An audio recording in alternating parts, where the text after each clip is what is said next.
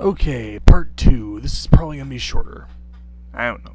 Maybe 6 minutes, maybe it's just 7 minutes. That 7 minutes is my kind of cap-off time I want to meet at. But anyway, this is the continuing saga of me babbling on about Final Fantasy Job System. Or, as I've mistakenly called it on countless occasions, the class system. But a class system is closer to what they have in Dungeons & Dragons, I believe. I'm not certain on that. I try to maintain some Socratic ignorance about those sorts of things, but I digress. Let's continue on with some of these nice little jobs, or jobs that, in this video, I'll talk about jobs I've had issues with, maybe. Let's start with the first one that comes to mind on my list.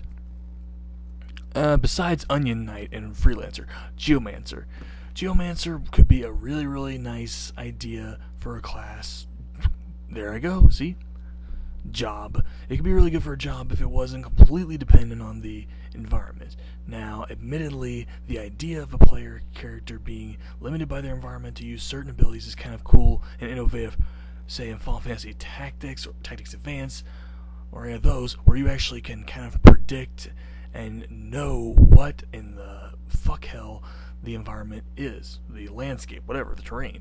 But not in other Final Fantasy games, such as even the older ones. It would seem like it could be a little subjective as to what the hell the terrain's going to be.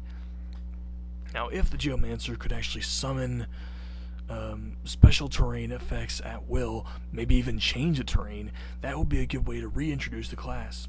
There I go again, job, back to people.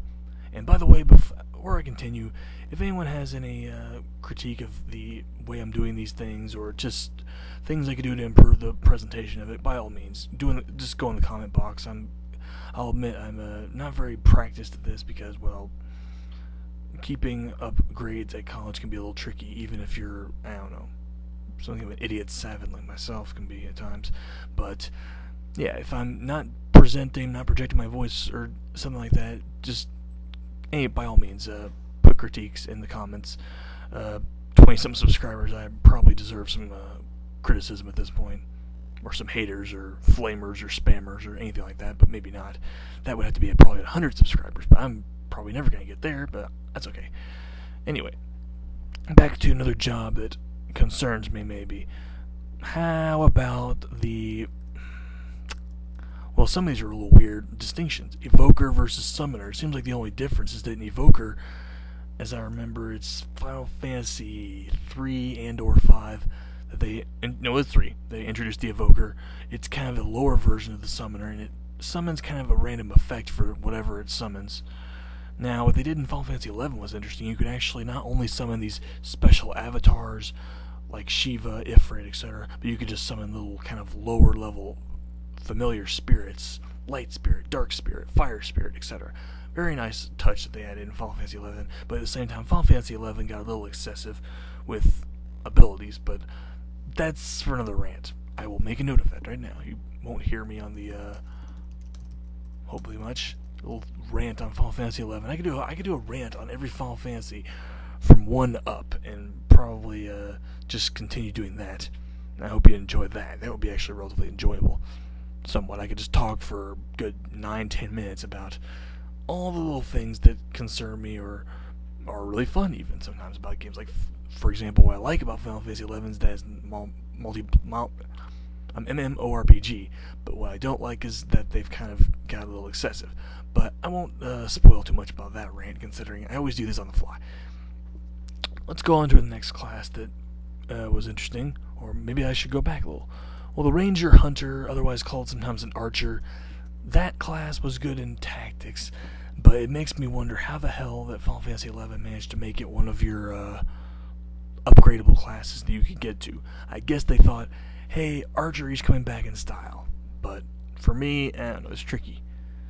It would take a lot of work to actually make it a beginner class. They didn't make it a beginner class, though. They made it an advanced class. Now, here's one that's kind of a short-lived class, and I would think it would do good to give it a makeover in terms of Square Enix's presentation of it next time, because they've already done something of a makeover at times. For example, I think it was not Tactics Advance that introduced this one, but I think it was the next one after, the next expansion, which is like Grimoire A2 Rift, whatever. Let's just say Grimoire of the Rift. That sounds cool. and they introduced a class called the Green Mage, which inflicts status effects. It's kind of a disruptor mage. It's very nice touch. And I thought, hey, I know I had thought of something like that in my youth, but I never thought they'd actually do anything about it. Because usually, any thoughts that I have in my head about a game, the creators, if they do a sequel, or they do, in the case of Square Enix or Square, if they do more games, they usually never follow my ideas, which is understandable considering I don't even talk to them. Let's take the Time Mage, for instance.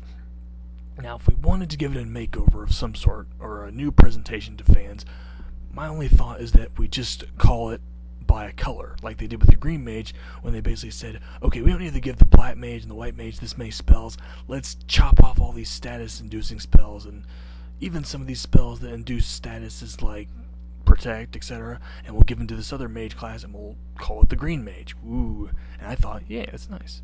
Of course, I also thought the Green Mage could be equivalent to the Bard or the Dancer, because the idea that the Bard and the Dancer, that's all they pretty much do, is inflict statuses with their songs. They do not inflict jack worth of damage. Before I run out of time here, I'll probably maybe go to 7 minutes and a half. Part 2 of this little Final Fantasy Job Ramble, babble, whatever you want to call it. Let's continue on. How about the Chemist Alchemist thing? That was an interesting class, but it seems to have fallen out of appeal since X2, I think. Although Riku is admittedly kind of a prototype for the Alchemist as well, where you're mixing items, and it's a complete gamble unless you know every one of them by heart. Enough said. The Alchemist was interesting. It was kind of an advanced version of, say, the Engineer from Tactics, but at the same time, it was also an advanced version of the Chemist, but the Chemist could just use items. They pulled an item out of thin air, pretty much, just from what I understand from when I played Final Fantasy Tactics. Alright, a couple more. How about the Calculator / Arithmetician? That is possibly the weirdest class they ever made, because you're basically saying, you're like trying to tell the kids, hey kids, math is cool, here it is in a Final Fantasy game. My reaction is, no. If I was at the R&D team, I'd say, fuck that, chop that shit out of the game, put something else in, for God's sake. Please do not try to put math in here. The kids have to think hard enough as it is. But, enough said. Now, they did do a better job with the Scholar class. The Scholar class is, from what my advancing through the class systems, is pretty much the non-physical version of the Red Mage. So it's actually quite a cool little thing.